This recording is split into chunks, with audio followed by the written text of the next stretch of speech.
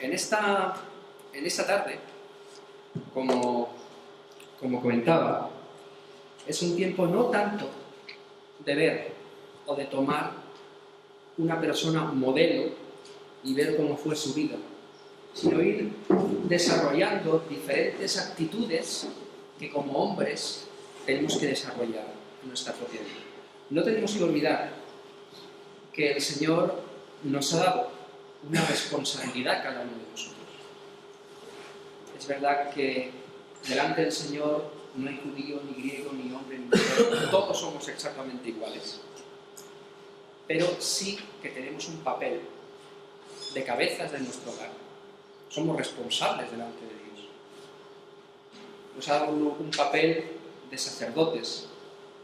Y en todas esas cosas tenemos que vivir y desarrollar esa actividad conforme a la manera y a los planes de quien la ha diseñado, que es Dios. Entonces tenemos que ser de una determinada manera que podamos mostrar el carácter de Dios a los demás. Hay una canción que desde que me convertí, pues que cantábamos, que era "Las virtudes de Cristo se vean en mí".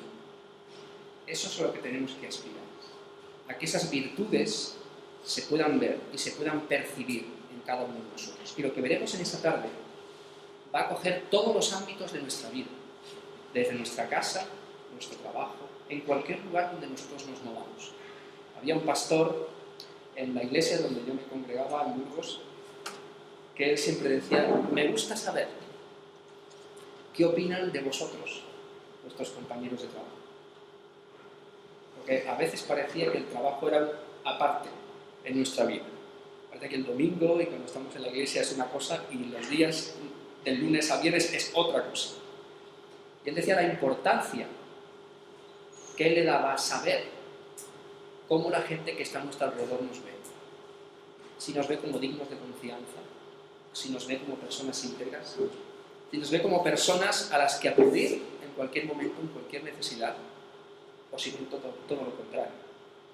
Y ahí, en nuestra casa, que es cuando somos realmente nosotros, cuando nos desahogamos, cuando nos enfadamos, en nuestro trabajo, donde pasamos más horas, es donde desarrollamos realmente nuestro carácter.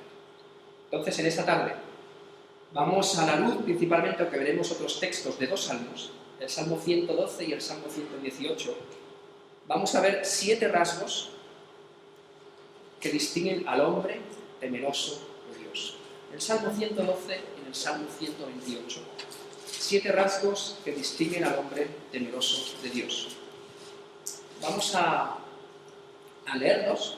Son salmos cortos, aunque luego nos vamos a ir deteniendo en cada uno de ellos. Nos vamos a dar cuenta de que son parecidos, que hablan muchas cosas, parece que se implican. Pero es importante ver los conceptos que nos van a dar en cada uno de ellos. Dice el Salmo 112: bienaventurado el hombre que teme a Jehová, y en sus mandamientos se deleita en gran manera. Su descendencia será poderosa en la tierra. La generación de los rectos será bendita. Bienes y riquezas hay en su casa, y su justicia permanece para siempre. Resplandeció en las tinieblas luz a los rectos. Es clemente, misericordioso y justo. El hombre de bien tiene misericordia y presta. Gobierna sus asuntos con juicio, por lo cual no resbalará jamás. En memoria eterna será el justo. No tendrá temor de malas noticias. Su corazón está firme, confiado en Jehová. Asegurado está su corazón, no temerá, hasta que vean sus enemigos su deseo. Reparte a los pobres, su justicia permanece para siempre. Su poder será exaltado en gloria. Lo verá el impío y se irritará. Crujirá los dientes y se consumirá. El deseo de los impíos perecerá. Y el Salmo 128 dice así: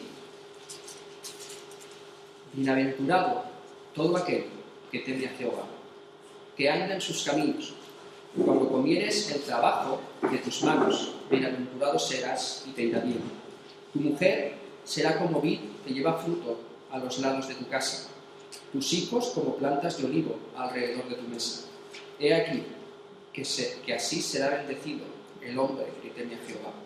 Bendígate Jehová desde Sión, y veas el bien de Jerusalén todos los días de tu vida, y veas a los hijos de tus hijos. Paz sea sobre Israel.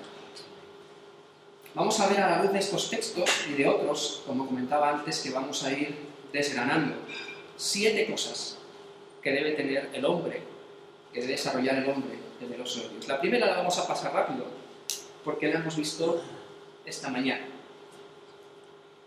El hombre de Dios, si vemos los primeros versículos de los 2 textos, habla de bienaventurado el hombre, que teme a Jehová.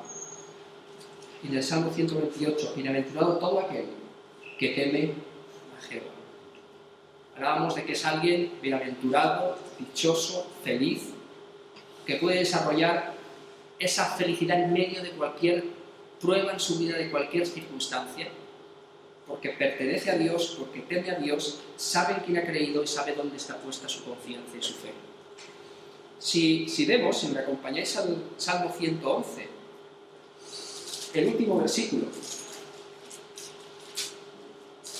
dice: el principio de la sabiduría es el temor de Jehová. Buen entendimiento tienen todos los que practican sus mandamientos. Su loor permanece para siempre. El Salmo 111 en general es un salmo que exalta las obras de Dios. Y el 112 es un salmo que exalta a la persona que teme a Dios, que habla de esa persona, de cómo es, de cómo el Señor la trata, cómo el Señor le da y le proporciona todas aquellas cosas que él necesita y cómo bendice las diferentes áreas de su vida. Pero habla del principio de la sabiduría otra vez y habla del buen entendimiento que tienen todos los que practican sus mandamientos. ¿Me acompañáis al libro de Lucas, capítulo 7? Perdón, Lucas 11, versículos del 27 y el 28. El Señor se encuentra con una mujer que sale en medio de la multitud y grita, voz en cuello, dice el versículo 28, dice el 27, mientras él decía estas cosas, una mujer de entre la multitud levantó la voz y le dijo: bienaventurado el vientre que te trajo y los senos que mamaste. Y él dijo: antes, bienaventurados los que oyen la palabra de Dios y la guardan.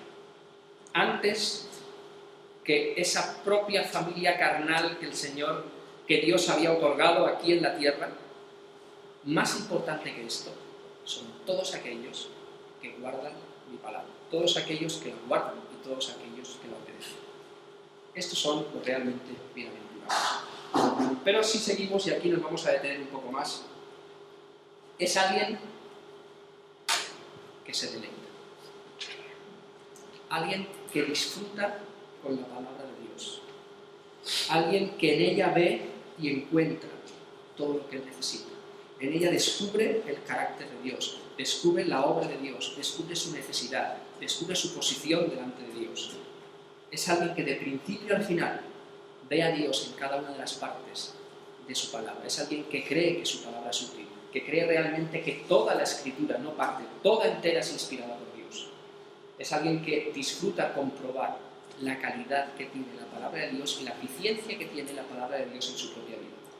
Hay un salmo, el Salmo 19. Salmo 19, versículos del 7 al 10. Aquí, David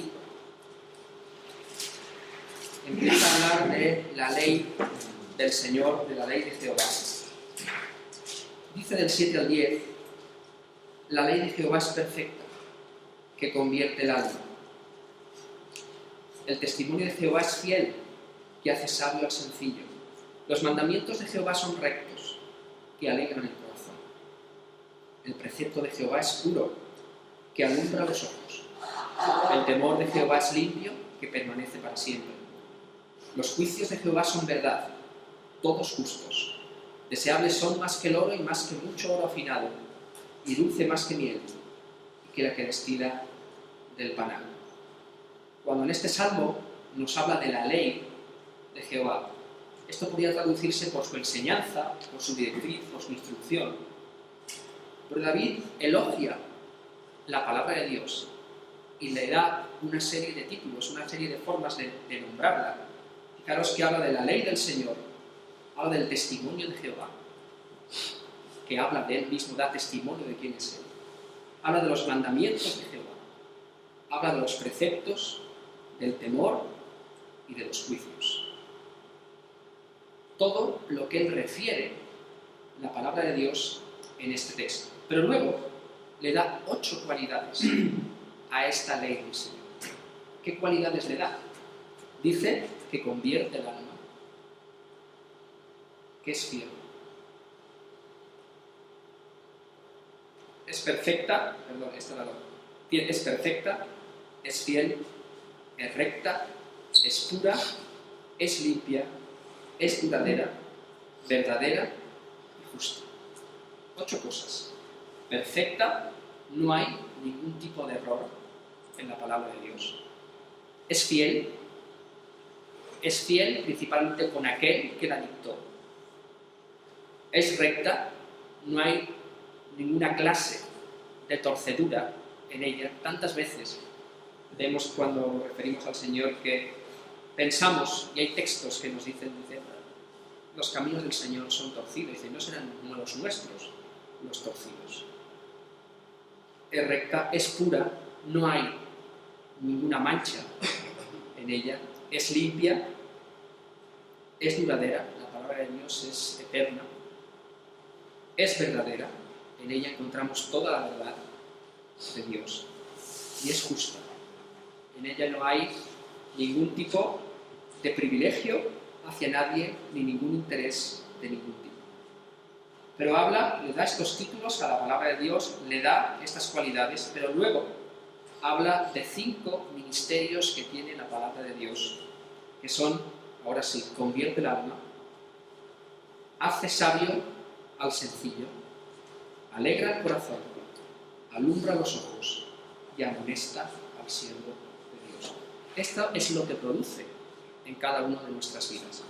Convertir el alma,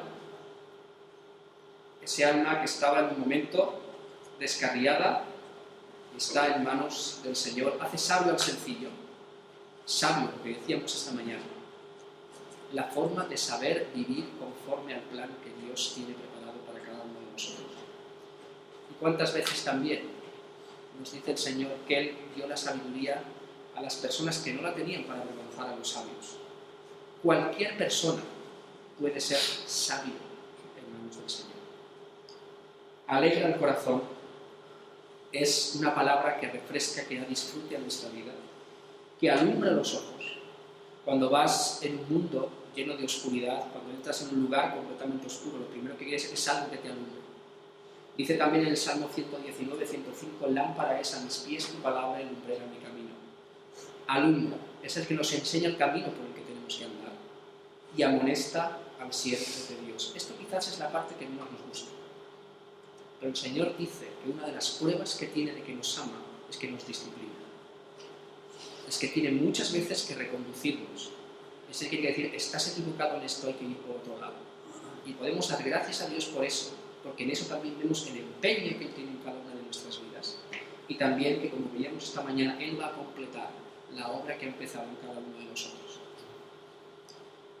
Hay otro texto, el Salmo 1.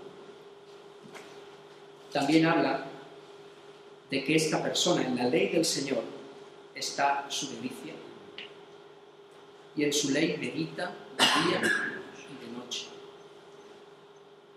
¿Cuánto tiempo paso yo, o cuánto tiempo pasas tú en la palabra de Dios cada día? Aquí habla que este hombre medita en su ley de día y de noche. ¿Cuánto tiempo?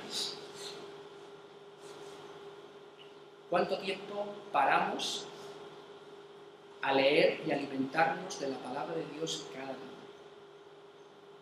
¿Tenemos nosotros un momento concreto en el día en el que nos apartamos para leer la palabra de Dios? ¿Tenemos un momento puntual en el día en el que nos separamos y oramos? Aunque es cierto, nuestra propia vida es un constante de estar orando al Señor. Oramos en nuestro trabajo, por la calle, en cualquier sitio, pero tenemos un momento especial de decir, voy a apartarme para estar con el Señor. Seguro que si discutiéramos sobre este tema, muchos podríamos decir, es que tenemos el día muy cargado. Yo me levanto a las 6, a las 7, vuelvo a las 8 de la tarde a casa y es difícil. Nadie dice que esto sea un trabajo fácil. Nadie. Pero si realmente amamos al Señor, buscaremos tiempo para estar con Él. Cuando estamos con nuestro novio, con nuestra novia, con nuestra mujer, con quien sea, deseamos tiempo. Tiempo. Seguro que a cada una de vuestras mujeres pues les encanta que les dediquéis tiempo. ¿Por qué? Porque eso les hace sentir que son especiales. Les hace sentir que realmente, aunque tú tengas mucho trabajo, ella tiene mucho valor para ti. ¿Cuánto valor tiene el Señor para nosotros? ¿Cuánto? ¿Cuánto tiene para que tú apartes un tiempo, aunque te cueste? Aunque lo quites de algo, es un tiempo de descanso, de cualquier otra cosa. ¿Qué momento es el mejor momento del día para poder apartar ese tiempo? Pero realmente es un tiempo que no tiene precio. Son tiempos realmente especiales donde Dios habla, donde Dios escucha. Y muchos momentos son tiempos de estar en silencio al lado del Señor. Porque algo que tenemos que empezar a desarrollar como hombres, como hijos de Dios, es esto. Porque desarrollamos mucho esto. Esto lo tenemos muy desarrollado. Hablamos mucho. Le decimos mucho al Señor, le pedimos mucho. Pero ¿cuántas veces hemos hecho el ejercicio de sentarnos en silencio? Intentar evadirnos de lo que nos rodea y centrarnos solamente en el Señor. Porque Dios habla. Y Dios abre los ojos. Y Dios muestra muchas cosas. Quizás es que a veces estamos tan empeñados en hablar que no nos dejan oír. Y tenemos que pasar tiempo al lado del Señor. Y cuanto más ejercitemos eso, más ganas tendremos de que eso llegue. En este texto dice que esta persona que medita en la ley del Señor, que está en ella su delicia, que medita de día y de noche, tiene unas características, como el árbol fuerte y fructuoso. ¿Qué será? Este hombre será como árbol plantado junto a corrientes de aguas. Un árbol que está bien enraizado, que sabe dónde coger la nutrición, de dónde entra todo ese alimento que luego sube por la savia y da el fruto en su momento. Pero recoge todas las buenas corrientes de aguas y está bien anclado. Entonces, si el Señor quiere que seamos de este tipo de hombres, ¿dónde está anclada mi vida? ¿Dónde está anclada nuestra vida? ¿Dónde qué nos sujetamos? ¿Qué es lo que sostiene nuestra vida? Eso que sostiene nuestra vida realmente nos está alimentando, nos está haciendo crecer, nos está haciendo fructificar, está haciendo que los demás vean lo que hay. No solamente dice eso, que tenemos ese alimento permanente, esa fuente inagotable que viene de esas aguas que corren por debajo de nosotros, sino que dice que da fruto a su tiempo. Fruto en el momento oportuno, no antes ni después. Damos fruto en el momento oportuno de nuestra vida. Salen esos frutos cuando deben salir. ¿En qué cosas dice el Señor en su palabra que es en la que nos van a conocer? Dice que una es en el amor que nos tengamos los unos para los otros, ellos nos conocerán. Pero también dice que nos conocerán por otras cosas, por nuestros frutos. Pero si salimos ahí fuera y vemos uno de los naranjos que hay, aunque aquí hay muchísimos limoneros, ¿cómo yo puedo decir que es un buen árbol? Solamente porque veo que hay limones y más o menos parecen que están bien. El fruto se ve y se prueba para saber si es bueno. Entonces nuestra vida no solamente el dar fruto a su tiempo se tiene que ver, sino que nuestra vida es probada para ver cómo es nuestro tipo de fruto. ¿Qué tipo de fruto estamos siendo? Marca mucho en el lugar donde estemos clavados y donde estemos plantados. Porque la vida surge desde adentro hacia afuera. Y si nos planteamos eso y vemos la obra que ha hecho el Señor en nosotros, ha cambiado desde dentro hacia afuera. Ha cambiado nuestro corazón y desde ahí ha ido fluyendo todo lo demás en nuestras vidas. Los cambios del Señor, los verdaderos, los duraderos, son de dentro hacia afuera. Dar fruto a su tiempo, estar plantado junto a aguas, y luego dice que su agua no cae. Perdón, su agua no, su hoja. El agua la tiene por debajo. Su hoja no cae. Es una vida que no está sujeta a cambios cíclicos. No está sujeta a emociones del momento, sino que está caracterizada por una renovación constante interior. Eso es lo que demuestra ese tipo de vida. Ese hombre que está anclado en el Señor, que da el fruto a su tiempo, que corre vida por dentro de él y que su propia vida no está limitada a lo que ocurre a su alrededor. Porque Dios mismo no está limitado por los tiempos, ni por las edades, ni por nada que ocurra. Es el mismo ayer, hoy y por los siglos. Pero esto es como debe ser.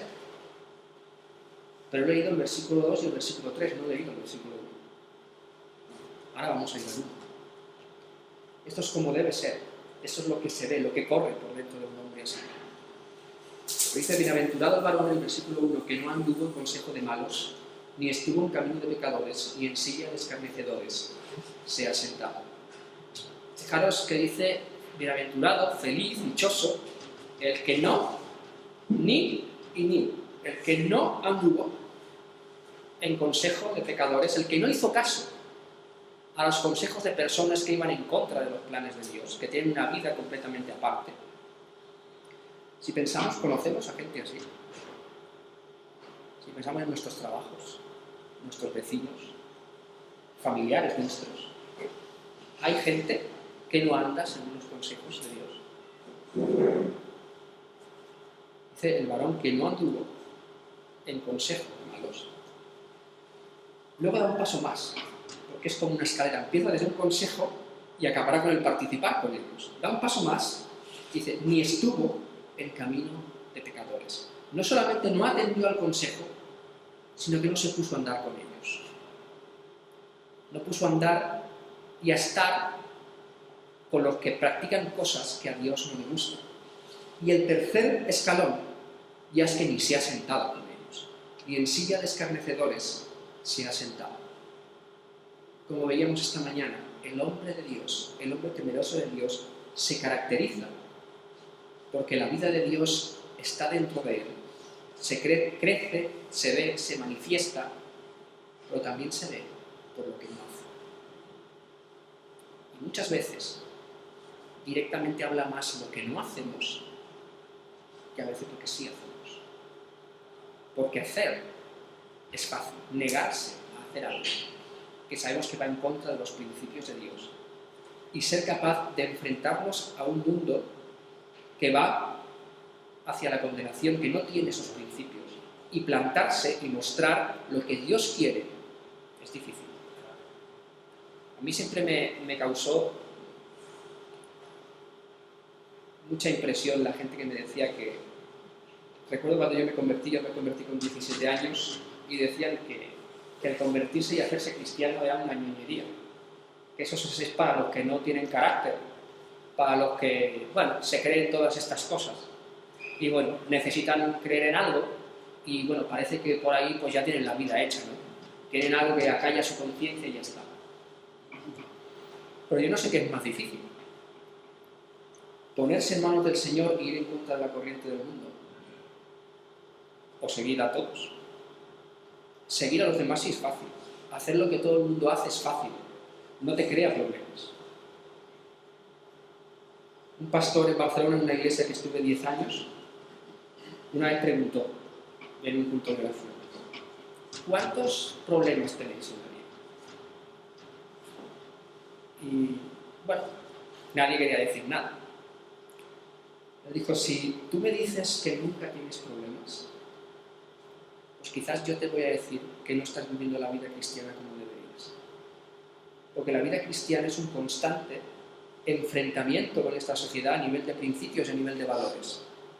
Y eso choca. Ahora, ese choque produce un testimonio a los demás. Pero no tienes problemas. No es que quizás estás siguiendo la corriente que sigues tú. Tenemos nosotros problemas, somos capaces de decir que no a lo que el Señor dice que no. Somos de aquellos, como dice en Isaías, que a lo malo dicen bueno y a lo bueno malo. Somos aquellos que nos juntamos con la multitud porque pensamos que igual tienen razón, como son más. O somos gente de integridad que sabe lo que cree, sabe lo que Dios pide y somos capaces de decir no, pero no solamente decir no. Dice el Señor que tenemos que presentar defensa de la esperanza que hay en nosotros. Somos capaces de decir que no. Yo sé por qué digo que no. O digo que no porque hay que decir que no. Estamos llamados a conocer a Dios, a entender lo que Dios quiere y a poder vivirlo y a poder manifestarlo en nuestra propia vida. El Salmo 25:14 habla que la comunión íntima del Señor es con los que le temen. La comunión íntima. El consejo del Señor es para aquellos que le temen, para aquellos que le valoran, aquellos que le respetan. Hay un texto en 2 de Timoteo 2:15. Dice, procura con diligencia presentarte a Dios aprobado, como obrero que no tiene de qué avergonzarse, que utiliza bien la palabra de verdad. ¿Qué es utilizar bien la palabra de verdad? ¿Qué es? Si nosotros, todos nosotros somos obreros, somos trabajadores, estamos trabajando para el Señor, algunos de una manera, otros de otra. El Señor tiene trabajadores en las empresas, en las clínicas, en los juzgados, en cualquier sitio, tiene gente que está trabajando. ¿Pero qué es utilizar bien la palabra de verdad? Utilizar bien la palabra de verdad tiene 3 formas de utilizarlas bien. Y una no sustituye a la otra, las 3 son igual de importantes. La primera es para salvación de los inconversos. Eso es utilizar bien la palabra de Dios. Dar el mensaje del Evangelio. Ese mensaje que el mundo está necesitando para pasar de muerte a vida, para coger lo que el Señor les está ofreciendo para aquello que el Señor Jesús ganó en la cruz por cada uno de nosotros. La segunda parte es para edificación del pueblo de Dios. Para edificarnos los unos a los otros, para exhortarnos, para animarnos, para enseñarnos qué es lo que está haciendo, por ejemplo, en esta tarde con cada uno de nosotros. Con la tercera. Todo que sea para la gloria de Dios. Para salvación de los inconversos, para edificación de los creyentes y para la gloria de Dios. Todo tiene que ser para la gloria de Dios. Eso es muy importante. Utilicemos la palabra de Dios para la gloria de Dios. Hemos visto que el hombre que teme a Dios se deleita en la palabra de Dios. Ayer me alegraba cuando muchos, cuando nos presentábamos, decían, bueno, a mí me gusta estudiar la palabra de Dios, me gusta leer la palabra de Dios. Pues que eso nunca falta. Porque no sé si os ha pasado alguna vez, a mí sí. Esto es algo personal. ¿No os ha pasado nunca que estamos con un tiempo más bajos de ánimo? Estamos pasando por muchos problemas y algunas veces, yo tengo que confesar que ha sido así en mi vida, pues hemos estado más centrados en nuestros problemas que en buscar a Dios. Y se nos ha pasado leer, se nos ha pasado orar, nos ha pasado pasar un tiempo con Dios porque no sabemos ni qué decirle. Estamos mal. Y algo que yo he experimentado en mi vida es que en los periodos que yo me he alejado un poco más de la palabra de Dios, mi carácter, mi temperamento, mi forma de ser ha sido diferente. He sido más fácil para irarme, más fácil para enfadarme, más fácil para desarrollar cosas que no agradan a Dios. Porque yo mismo me estaba separando de lo que realmente en ese momento más necesito. Y no en ese momento, en cualquier momento de mi vida. Un hombre temeroso de Dios se caracteriza por tener una relación familiar estable. Y hoy en día esto es algo difícil. El mundo nos está vendiendo otras cosas completamente diferentes. Dice el Salmo 112, versículo 2, su descendencia será poderosa en la tierra, la generación de los rectos será bendita. Habla de una promesa, no solamente para ti, habla de una promesa para los que vienen después de ti. Tu descendencia será poderosa en la tierra. Pero el Salmo 128 nos dice algo más. Dice, versículos 2 y 3, cuando comieres el trabajo de tus manos, bienaventurado serás y te irá bien. Tu mujer será como vid que lleva fruto a los lados de tu casa, tus hijos como plantas de olivo alrededor de tu mesa. Aquí dice 4 cosas, 4 bendiciones que hay para el hombre temeroso de Dios. Habla de provisión,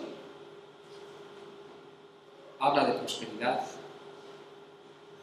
habla de tener una compañera que no solamente va a estar ahí, sino que va a ser una persona que va a ayudar en la reproducción, en tener hijos, y habla de una descendencia. Aquí habla de tus hijos como plantas de olivo alrededor de tu mesa. Plantas de olivo eran renuevos que crecían de la raíz principal de un olivo para reproducirse. Una relación familiar estable produce un bien enorme en la vida, no solamente en la relación del matrimonio, sino en la vida de los hijos. Me gusta mucho este ejemplo cuando habla de las plantas del olivo, porque ¿qué es lo que deberían encontrar nuestros hijos en nuestra propia familia? A nosotros nos gustaría decidir por ellos, nos encantaría, pues, convertirnos por ellos, pero no podemos. Yo creo que para mí uno de los días más felices de mi vida, después del día que tuvimos la presentación de mi hijo, era muy chiquitito, fue el día que se bautizó. Porque en ese momento yo lo estaba presentando delante de Dios, pero en el segundo momento era él quien había decidido seguir a Dios. Y eso es una decisión personal de cada uno. Él ha sido una persona que ha vivido momentos muy complicados en su vida, pero él llegó su momento en el que el Señor tuvo un encuentro con él. Era de las personas que el día que se bautizó dio testimonio. Él decía que durante mucho tiempo él sabía cómo debía conducirse en la iglesia. Había vivido toda la vida allí. Sabía qué tenía que decir, cómo se tenía que mover. Sabía mucho las formas, no había ningún fondo, porque él tenía que tener un encuentro con el Señor, igual que cada uno de nosotros. Y cuando menos lo pensábamos fue cuando lo tuvo. Gracias a Dios por eso.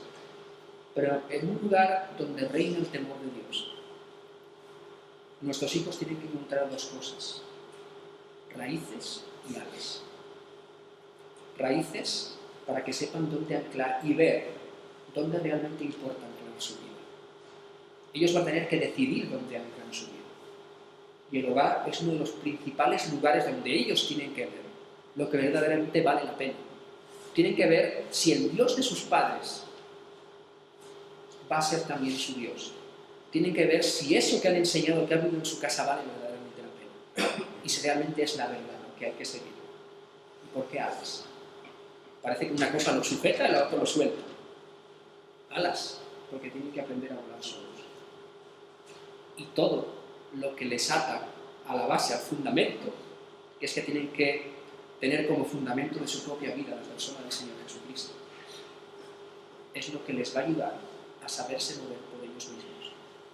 Porque nunca vamos a crear, ni tenemos que hacer y trabajar por hijos que dependan de nosotros, sino por hijos que sepan defender ellos solos, que tengan sus bases y que tengan sus principios. Y a nosotros el Señor nos ha dado el privilegio de invertir durante unos años en la vida de alguien que no son nuestros, que son de Él.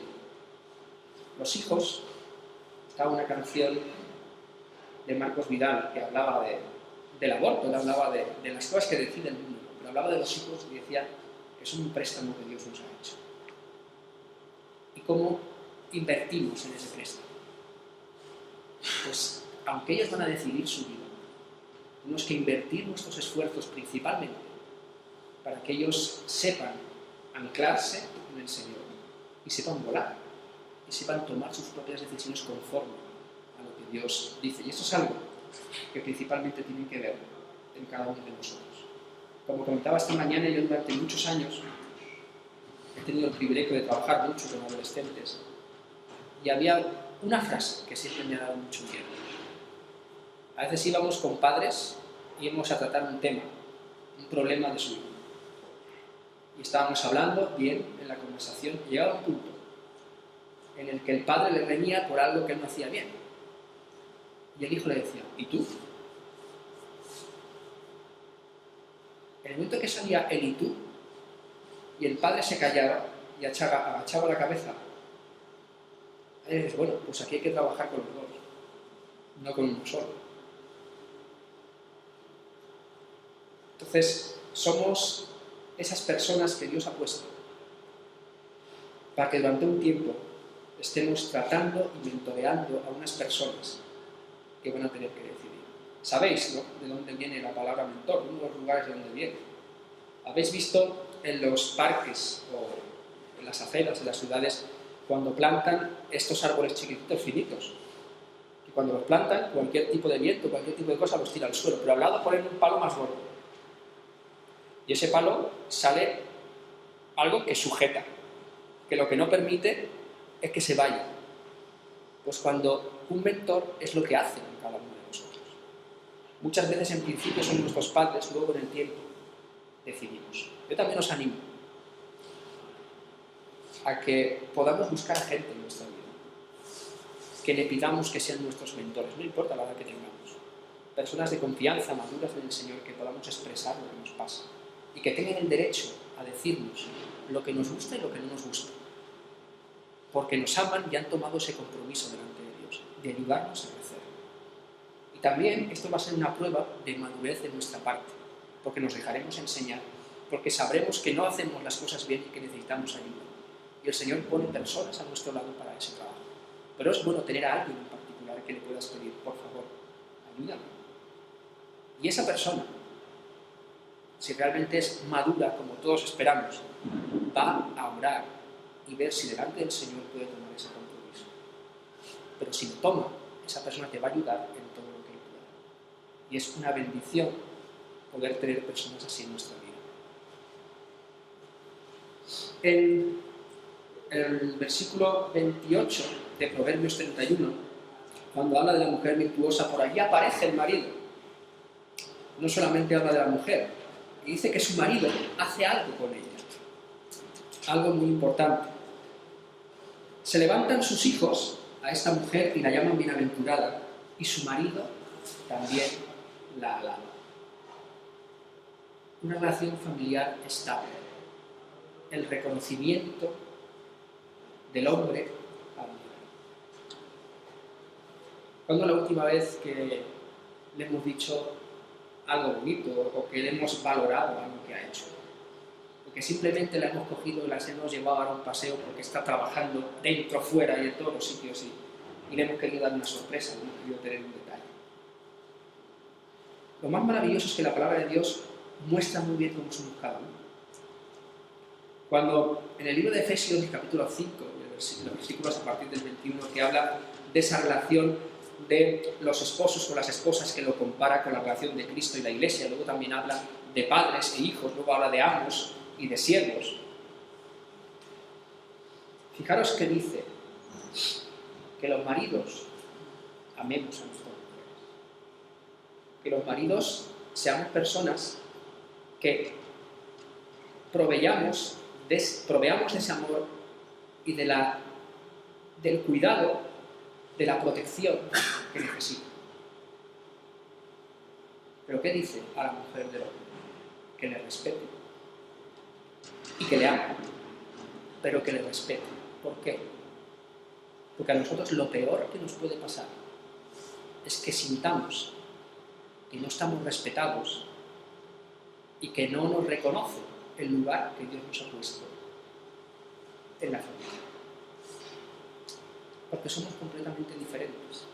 Porque Dios sabe cada uno de nosotros lo que más necesitamos. ¿Por qué? Porque es que nos ha hecho Él. Pero habla de este hombre, sabía acercarse y sabía reconocer el papel de su mujer, el trabajo de su mujer y la ayuda de su mujer.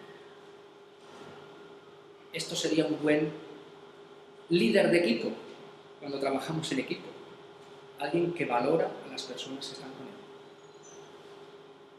él. Y el Señor nos ha dado, no una esclava idónea para que haga todo lo que no nos gusta y que haga y que trabaje, parece, para nosotros.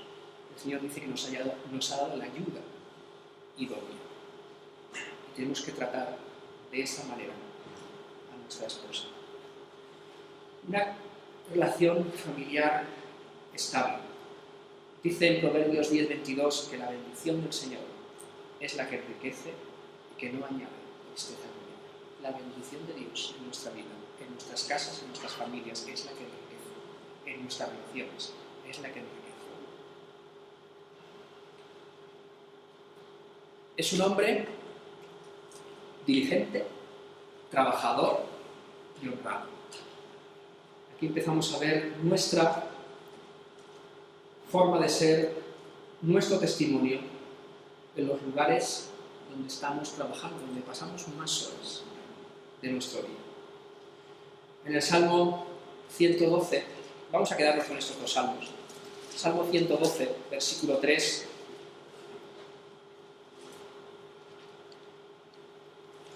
Dice así: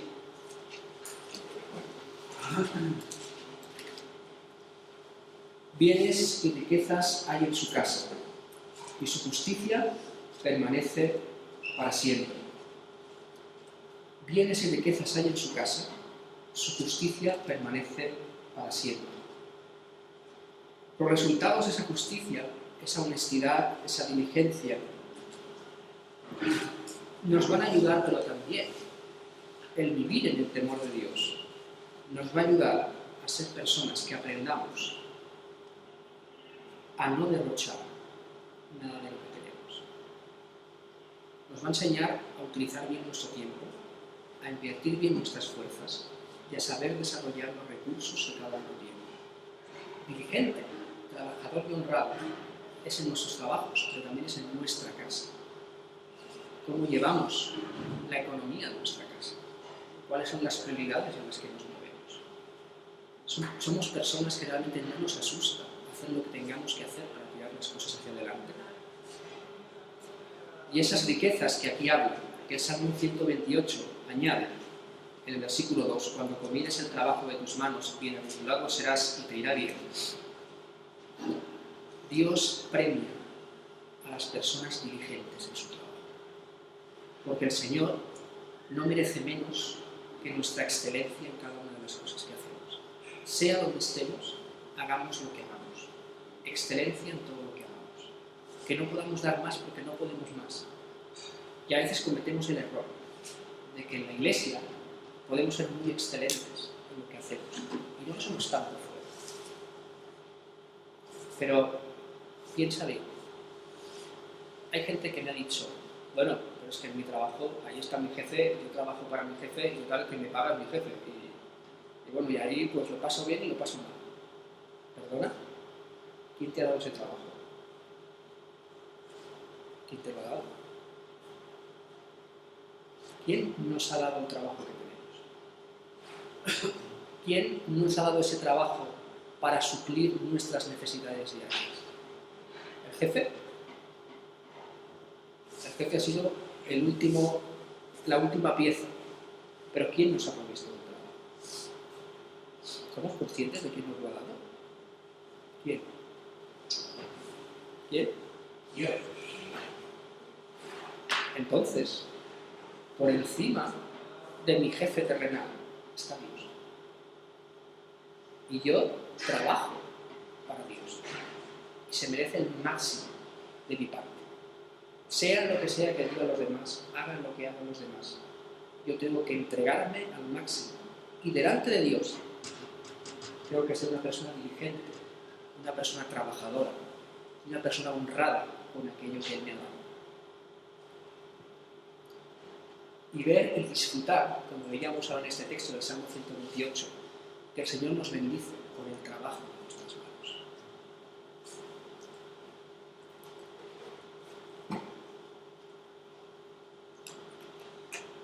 Es alguien que practica el perdón y ejerce con justicia la misericordia de Dios a favor de otros. Qué difícil es esto en un mundo tan impersonal como el que tenemos hoy. En un mundo en el que bastantes problemas tenemos con nosotros mismos como para preocuparnos de los demás. Esto es lo que mucha gente cree. Pero si yo viera a los demás como alguien creado a la imagen de Dios, actuaría de una forma diferente. ¿Os acordáis cuando el mismo Señor dijo, bueno, tuve hambre y me disteis de comer, tuve sed y me disteis de beber, tuve frío, me tapasteis, estuve todo esto y dijeron, bueno, pero ¿cuándo hemos hecho eso? Por cuanto se lo hicisteis a uno de estos más pequeños, a mí me lo hicisteis. Cualquier cosa que hagamos para otro que tenemos enfrente, se lo estamos haciendo a Dios mismo. ¿Somos capaces de ver a Dios en la persona que tenemos delante? Empezando por nuestra propia casa. Esta mañana decíamos algo importante, ¿no? ¿Cuál es la última vez que le has pedido perdón a alguien de tu familia, a tu hijo, a tu mujer, a tu padre? Mirad, un inciso pequeño. Mi testimonio es de una persona que en mi casa había muchos problemas. Éramos conocidos en el barrio por los escándalos diurnos, nocturnos, los gritos, los golpes, todo. Y mi padre era una de estas que ellos no son creyentes. Mi padre era de esas personas que no podía permitir que se le fuera el control de su casa. Mi padre se iba el lunes, volvía el viernes, era comercial, y su forma de arreglar las cosas era a golpes. Claro, llegó un momento en el que cada uno de nosotros, sobre todo mi hermana mayor y yo, que somos los únicos que somos creyentes, éramos muy rebeldes y ya parecía que nos estábamos esperando. Bueno, los golpes eran continuos cada semana, así. Y llegó un momento en el que cuando el Señor transformó nuestra vida, fue trabajando en nuestro carácter y eso desapareció. Pero hace 3, 4, 5 años, relativamente poco, yo recuerdo un día que yo preguntaba por qué mi padre, siempre que me veía, pues solamente me hacía así. Hombre, esto era todo el cariño de mi padre. Decía, bueno, pero si las cosas van bien, si yo perdí perdón al Señor hace 20 años, ¿qué pasa? Y hubo un hermano que me dijo, ora por esto. Y ese hermano me acompañó durante tiempo orando por esto. Y a veces mientras oras el Señor te va revelando cosas. Y me di cuenta que sí, que las cosas estaban mejor. Pero yo nunca me paré delante de mi padre a pedirle perdón. Nunca lo hice. Y mi padre era de esos que si salía la palabra de Dios en mi casa daba un puñetazo en la mesa y decía que ahí no se hablaba de eso. Y estuvimos orando y fui a casa de mis padres y yo le dije si podía hablar con él. Yo ya iba con un poco de temor. Pero el Señor preparó todo. Y yo pude decirle a mi padre que me perdonara, porque durante mucho tiempo yo veía algo que estaba escrito aquí. Dice que es el primer mandamiento con promesa, que es honra a tu padre y a tu madre. Y yo no lo había hecho. Y yo fui y hablé con él. Y le pedí perdón. Y le pregunté si yo podía orar por él. Y oré. Ya me extrañó, porque me dijo que sí. Y yo di gracias a Dios por mis padres. Desde ese día, mi padre, cuando me ve, lo primero que hace es un abrazo de estos que te cuesta mucho soltar. Y te da un beso. Y hay una relación completamente diferente. Yo, para mí, fue un descanso. Pero el hermano que me acompañó en ese tiempo en oración, él me dijo, mira, tú te has quitado un peso de encima, pero tu padre también. Y no sabemos hasta qué punto pues esto puede afectar también en su vida. Hoy en día mi padre no cree en el Señor, pero tiene una Biblia y la lee. Las obras del Señor, y yo espero ver que el Señor toca y transforma su vida. Pero circunstancias que nunca pensábamos que pudieran cambiar solamente con acercarse a alguien y pedir perdón. Y 20 años más tarde, hay cosas que empezaron a cambiar. Nunca pensemos que nos rebaja eso. Yo creo que es al revés. Nos hace más fuertes, el saber reconocer y el pedir perdón. Ser honrados en nuestra vida y también ahora, como veíamos, practicar el perdón. No atesorar para nosotros. En 2 de Corintios, capítulo 8, versículo 5, nos habla de la iglesia de Macedonia que iban a hacer una ofrenda para los pobres que había en Jerusalén. Y dice algo muy, muy importante.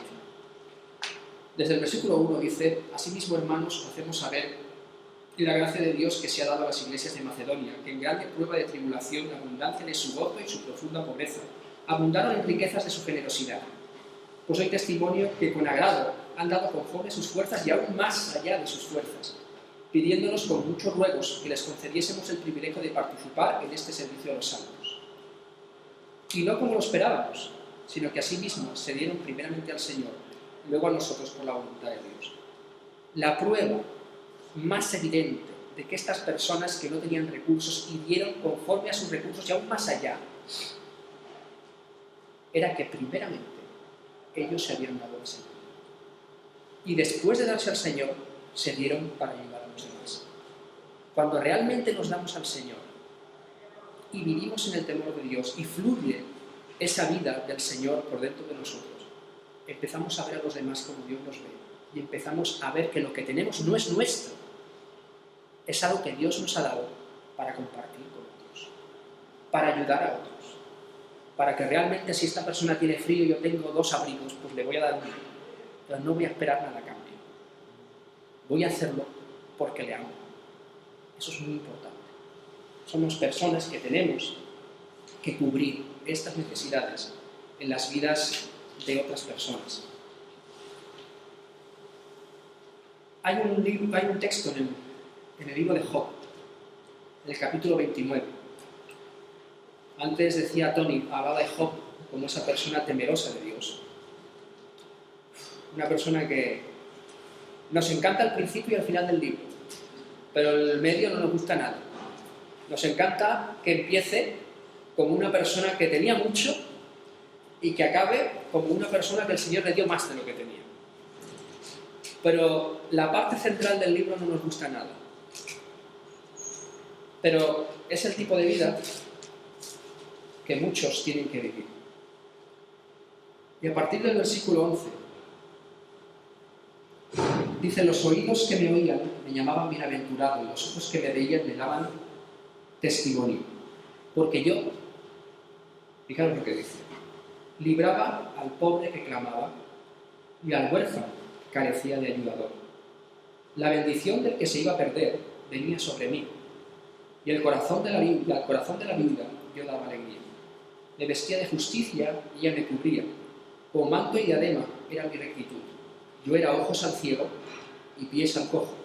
A los menesterosos era padre. De la causa que no entendía me informaba con diligencia. Es alguien que libra al pobre que clama. Es alguien que es ojos al que no ve. Que es pies al que no puede andar. Es alguien que ayuda al huérfano. Pero en medio, no sé si os habéis fijado, hay un versículo precioso. Eso ya tiene que ser un motor para que nosotros actuemos de esa manera. Dice el versículo 13: la bendición del que se iba a perder venía sobre mí. Una vez estábamos en un lugar y había una persona que estaba pidiendo de comer. Un chico muy jovencito. Tenía 13 años. Él fue y compró algo de comer. Y se acercó sin que nadie dijera nada. Y se acercó a esa persona. Se agachó y le dijo: toma. Nos quedamos bastante perplejos, ¿no? A ver un chavalito así hacer eso. Y yo vi que ese hombre pobre le decía algo. Y él vino. Y recuerdo que me dijo: ¿sabes qué me ha dicho? Dice: que Dios te bendiga. Y yo estoy seguro que Dios bendijo a este chico por lo que hizo. Y que el hombre recibió una bendición, pero él también. Porque Dios ve las actitudes y ve las motivaciones de nuestro corazón. Personas que nos acercamos y que queremos suplir las necesidades de otros. En Gálatas 6, del 9 al 10, dice que en cuanto tengamos oportunidad, hagamos bien a todos y mayormente a los de la familia de la fe. Cuando habla de esta palabra, de oportunidad, aquí no está hablando de un concepto ocasional, sino habla de algo determinado y permanente. Cuando tengamos las oportunidades, aprovechémoslas. Hagámoslo. Nunca eches de ti el sentir algo de parte de Dios y el pensar que es una tontería. Ha habido hermanos que han sentido, y eso igual vosotros también, estar comprando y sentir que algo les dice que tienen que comprar algo a una persona. Y llegar a casa de esas personas y dejar eso. Y ver que realmente esa persona para ese momento no tenía nada. Y el Señor le estaba hablando para que él supliera una necesidad. Como esta, muchas. Y tenemos que estar dispuestos a no solamente centrarnos en nosotros mismos, como dice Filipenses 2:4, no mirando solamente cada uno por lo nuestro, por lo suyo propio, sino también por lo de los demás. Al principio del libro de los Hechos, dice que todos los creyentes tenían todas las cosas en común, que no había pobres entre ellos, porque nadie decía ser suyo lo que tenía, sino que todo lo ponían a los pies de los apóstoles, a los pies del Señor, y se repartía conforme a la necesidad de cada uno. Pensemos, conocemos con nuestros propios hermanos gente que lo está pasando mal. ¿Qué estamos haciendo? Porque primeramente somos nosotros los que deberíamos ayudar y deberíamos suplir por nuestros hermanos. Somos nosotros. ¿Qué estamos haciendo? Miramos para otro lado. Somos como la historia del buen samaritano, que los dos primeros miraron para otro lado. Y el buen samaritano no solamente se involucró él en cogerle y llevarlo, sino involucró él físicamente y materialmente, porque pagó hasta que esta persona estuviera bien y pudiera seguir su camino. Se involucró hasta el final. Somos este tipo de personas. Somos como nuestro Maestro, el Señor Jesús, que era la persona que no tenía ningún problema en acercarse a los impuros, a los que nadie quería. Y no solamente acercarse, sino tocarlos. Somos de esta manera, no nos importa. ¿Qué ocurre cuando entra en nuestra iglesia alguien que huele mal? Alguien que ha bebido. No sé si alguna vez habrá pasado que os ha entrado alguien que viene bebido y entra en la iglesia, empieza a decir cosas y así. ¿Sabéis lo primero que me encuentro yo muchas veces? ¿Qué se hace? Entra aquí, se siente y hay un agujero. Igual aquí están muy apretados y aquí también, pero esta persona está aquí la mar de ancha, porque nadie se acerca. Hay gente con dones y capacidades para acercarse a esa persona y empezar a hablar con esa persona. Vamos a desarrollar, no sé si eres tú una persona así, lo desarrollemos esas personas. Son personas que necesitan igual al Señor que otros. Lo necesitan igual. Pero son personas a las que tenemos que acercarnos, tenemos que cuidar, tenemos que tratar. Tenemos que enseñar el amor de Dios. Tenemos que vivir el amor de Dios. Y tenemos que transmitir el amor de Dios. Había una chica en OM, en el tiempo que estuve, que llevó al Señor a muchísima gente. Ahí nos preguntábamos que cómo era posible. Y esta chica era asistente social. Pero ¿sabéis qué hacía? Ella se iba cada día al hospital y elegía una planta diferente del hospital. Y se sentaba en la sala de espera. Se sentaba y miraba. Luego veía que aquí había un hombre que lo estaba pasando mal. Y se acercaba y decía, ¿qué tal? ¿Cómo estás? ¿Sabéis que en un sitio así todo el mundo habla, todo el mundo se desahoga? Mira, me encuentro así. Pues, ay, tranquilo, tal. Estaba con él. Volvía por la tarde, le volvía a ver cómo siguen las cosas, como tal. Dice, mire, yo voy a orar por usted. Bueno, claro, el hombre lo aceptaba todo. Y al final le decía, ¿y tú qué tienes aquí? Le decía, nadie. Yo he venido para hablar contigo. Hombre. Y con la medida que ella podía, le compartía el Evangelio.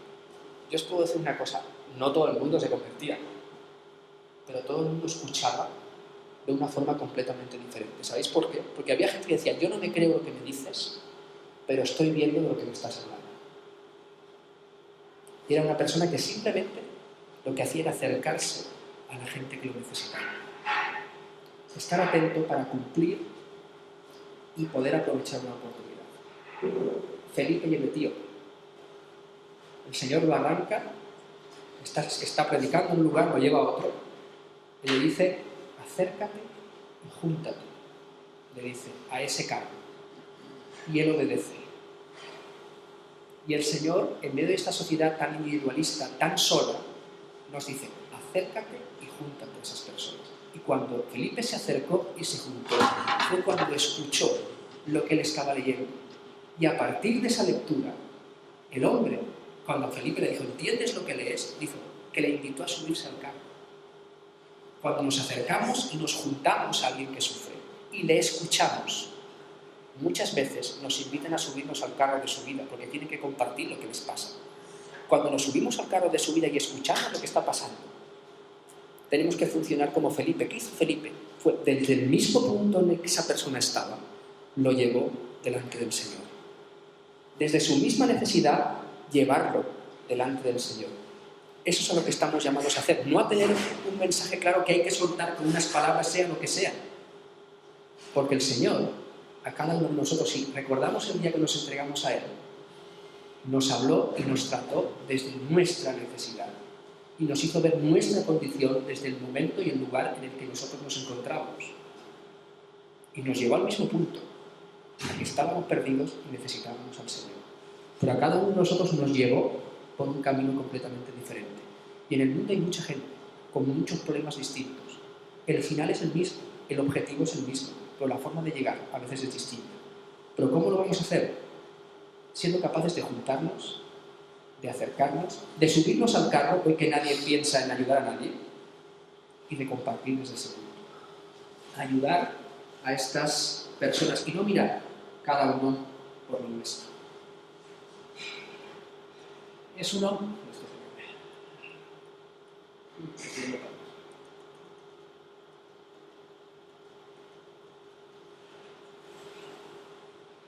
Es un hombre ordenado y disciplinado. Si aquí estuvieran alguna mujer, dirían que esa foto no nos la creemos ni nosotros, que tuviéramos las cosas así. En el Salmo 112, en el versículo 15, dice el texto: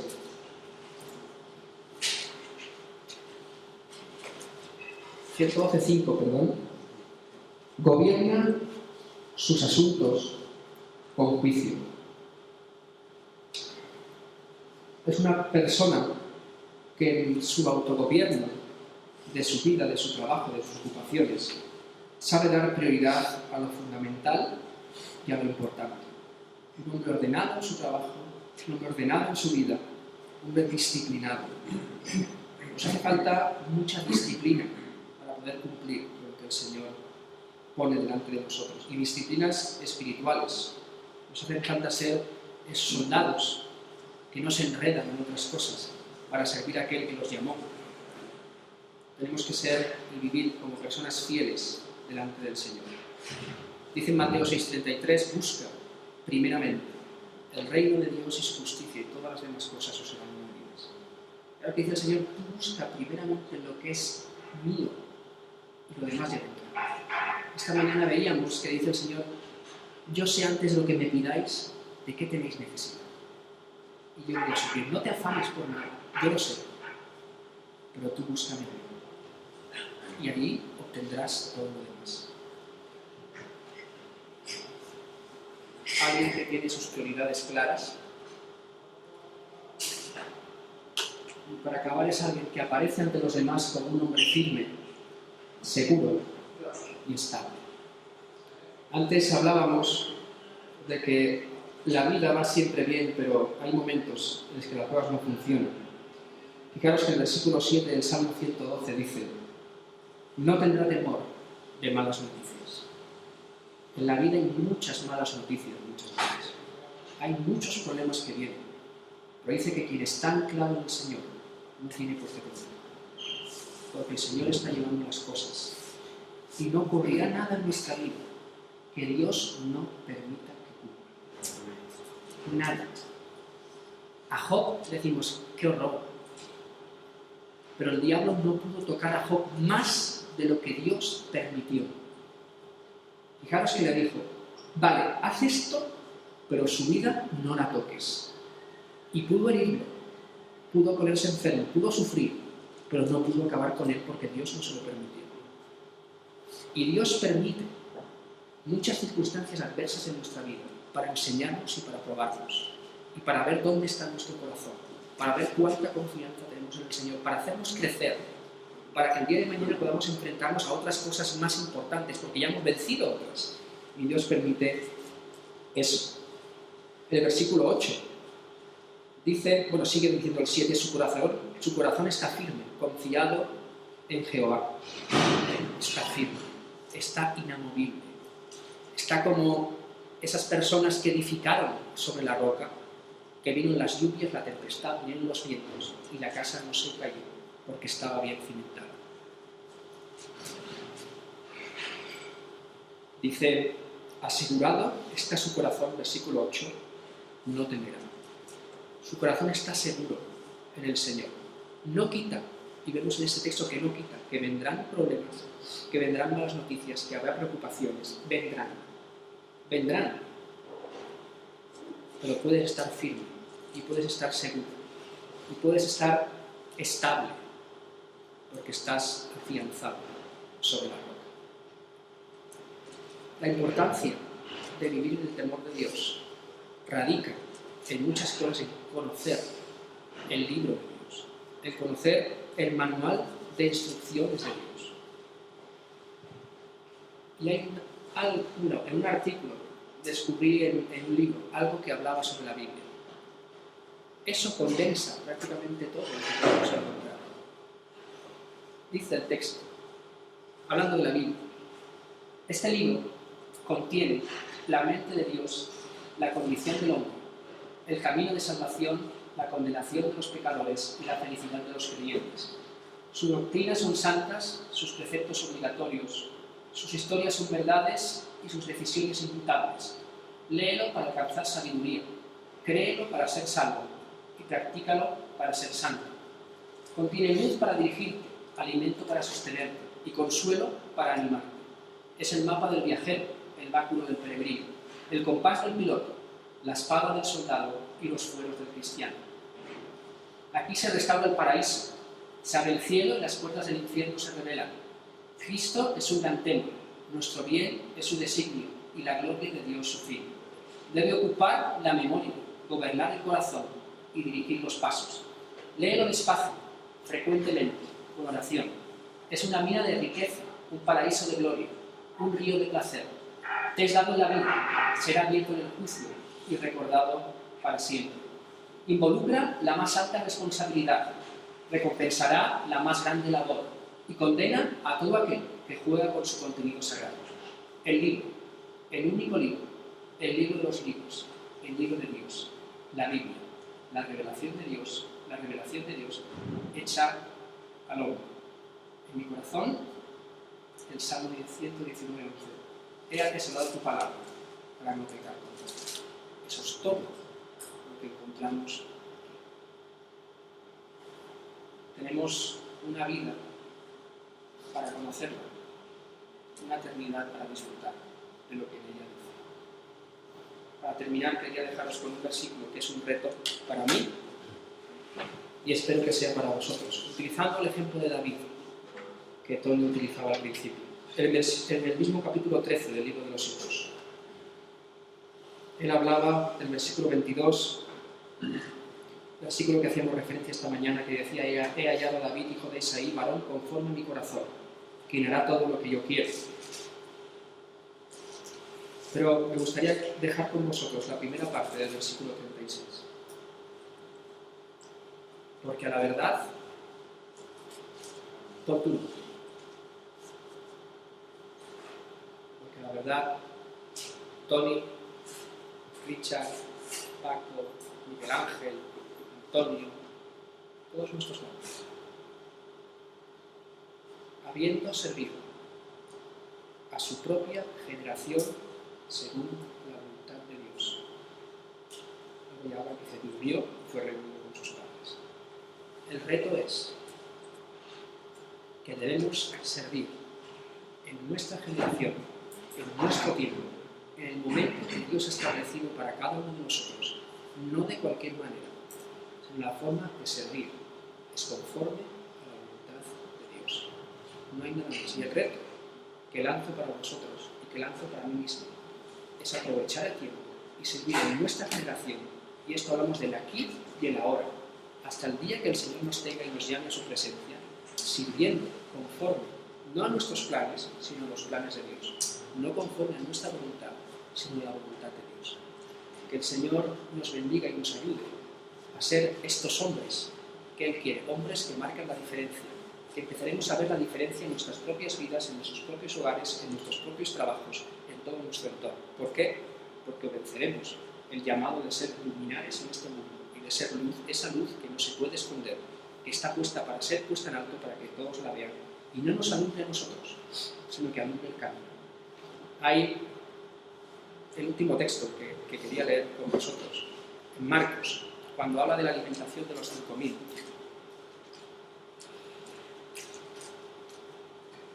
Es un texto que los que me conocen, Tony ya se debe saber de memoria, este texto, pero me gusta la traducción de la Reina Valera del 60, tal como traduce este versículo. El versículo 33. Él, Jesús, se había juntado con sus discípulos, había estado un tiempo, había estado escuchando qué querían decir y se van al lugar donde se van a encontrar con toda esa multitud. Y dice el texto, fijaros, los discípulos y Jesús, dice, pero muchos los vieron bien. ¿A quiénes vieron? A los discípulos y a Jesús. Y le reconocieron. ¿A quién? ¿A quién creéis que reconocieron? ¿A quién? A Jesús. Y muchos fueron allá a pie desde las ciudades, llegaron antes que ellos y se juntaron. ¿A quién? A Él, a Jesús. Muchos nos verán ir, pero a quien tienen que reconocer es a Jesús. Y a quien se tienen que juntar es a Jesús. No estamos llamados a ser discípulos nuestros. Estamos llamados a trabajar para que haya personas que conozcan al Señor y sean discípulos del Señor, no nuestros. Que a partir de hoy, de este momento, muchos nos vean. No nos escondamos, que nos vean, pero que reconozcan al Señor y se junten a Él. Y todo solamente para su gloria y para su nombre. Yo le he pedido si podemos cantar.